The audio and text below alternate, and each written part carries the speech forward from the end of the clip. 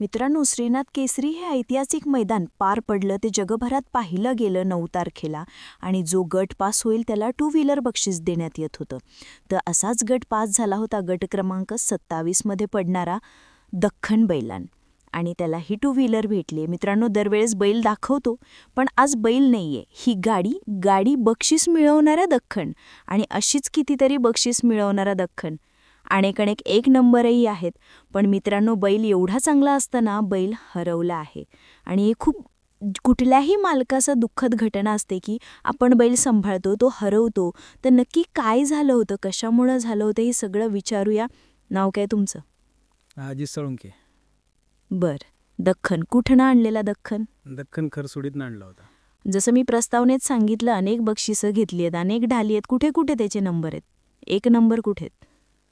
1 number सूर्याच्या वाडीला, खाली अंगापूरमध्ये 2 नंबर केला. असे बरेच मैदानात त्यानं म्हणजे राहिलाय बैल. गुलालपात्र राहणारा बैल आहे. हो, म्हणजे फायनलचा बैल आहे. आता त्या दिवशी 9 तारखेला कोणाबरोबर पळालेला? रुद्रा, शिरंब्याचा रुद्रा.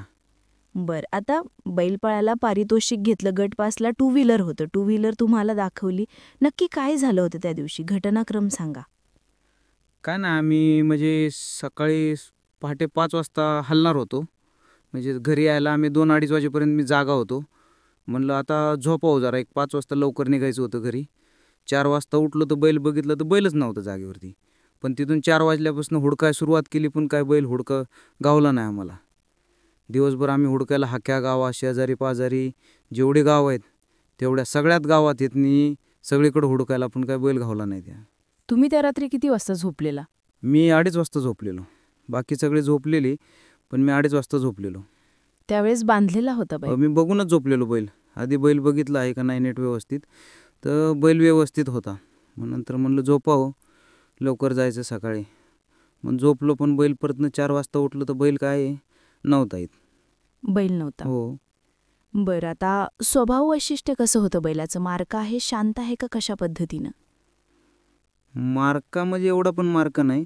बैल जरा वेळेसही करणार, पण जर त्याला मायाळन जर गोंजारलं ही केलं तर बैल जवळ येणार. एकदम म्हणजे माया आल्यागत करणार बैल. हो. आता मार्का नाही म्हणजे सहजासहजी हाताखाली येणारा बैल? लगेच येणार. जरा गोंजारलं तेव्हा बोललं बिललं तर लगेच जवळ येणार बैल. अनोळखी व्यक्ती असेल तरी? हो, तरी पण जरी बोललं त्याच्याबरोबर बाबा इकडे तिकडं असं बाळाबेळा जर म्हणलं तर लगेच बैल जवळ येणार. आता तुम्ही सांगितलं की मी 4 वाजता उठलो आणि त्यावेळेस मला बैलच दिसला नाही. डायरेक्ट बैलच म्हणजे दिसलाच नाही बैल. आम्ही सगळ्याला उठवलं, पोरं असण्याने उठवलं, बैल हुडकला, पण तेवढं नाशिकच्या सगळ्या गाड्या होत्या, इथे 40गावच्या सगळ्या गाड्या चेक केल्या, तर मी एका पण गाडीत काय गावलं नाही बैल.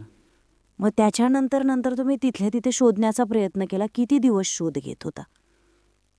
आम्ही तुम्हाला सलग सांगतो 5 दिवस तिथंच होतो कंटिन्यू.